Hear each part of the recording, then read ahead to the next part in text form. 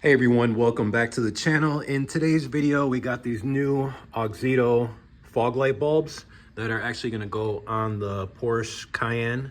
So I'm just gonna give you guys a look at these. They're actually built really nice. They got this back part right here to help with the heat.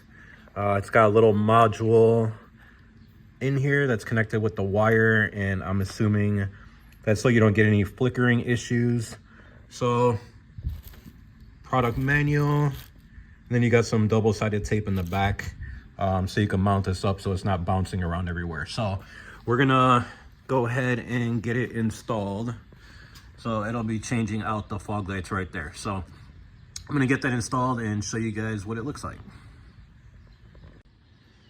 If you guys are also working on a Porsche Cayenne, it's actually really simple to get to the fog lights. You can see I took out 3 Torx screws, one there, and one there, and then you're able to pry this back, and you could actually see the back of the bulb right there, which is just twist and pull out. I do have a video on how to do this whole procedure. I'll put a link right above. So let's get these installed.